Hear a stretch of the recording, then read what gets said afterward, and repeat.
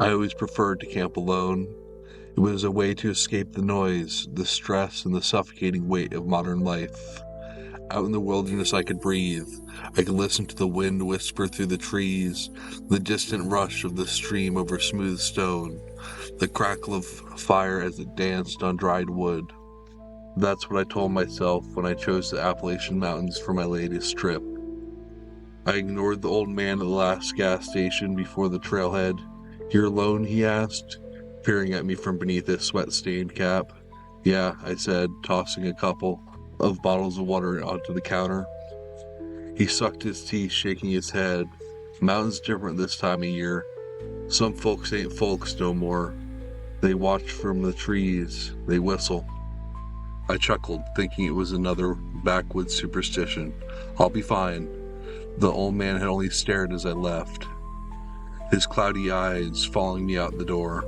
I reached my campsite just before dusk, a clearing nestled deep in the forest, with towering oaks stretching skyward like cathedral pillars. No service, no people, just me and the wild. Perfect. I set up my tent, gathered firewood, and cooked a quick meal over the flames.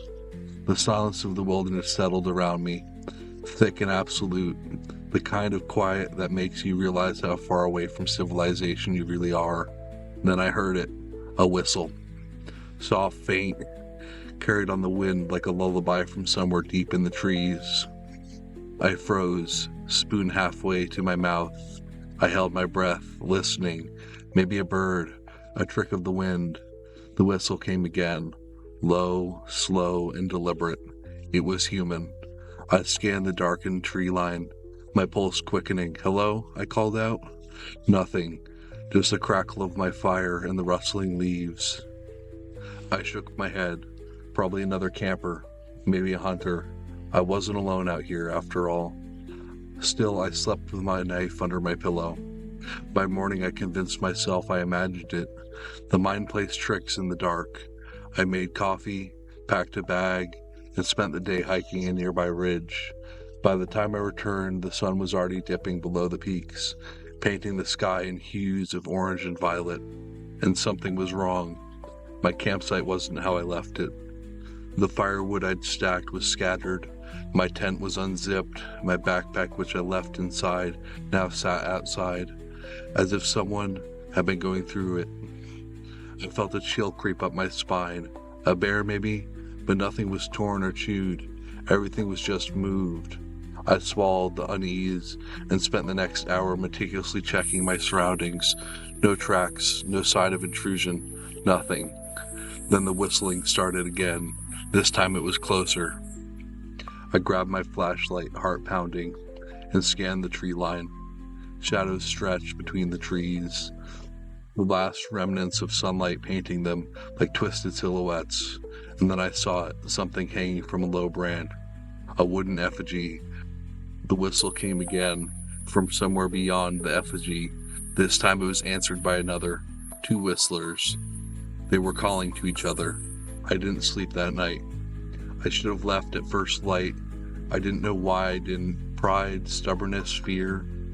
Something in me said whatever was out there wanted me to run, that if I did, they'd chase. So I stayed. That was a mistake. At dusk, the forest grew too quiet. No insects, no wind, just an awful suffocating silence. Then just beyond the firelight, I saw movement, a figure. Tall, gaunt, its limbs too long, its posture wrong, standing half-shrouded behind a tree, watching. I couldn't see its face, only the suggestion of something not quite human, lurking just beyond my misunderstanding. I reached for my knife, my fingers trembling. The figure tilted its head and whistled. From the darkness, another shape moved, and another. They stepped forward just enough for the firelight to catch a glimpse of their skin, pale and mottled, their eyes black and reflective like a deer's. Not people, not anymore. The mountain men. I bolted. I don't remember grabbing my pack. I don't remember snuffing the fire. I only remember running.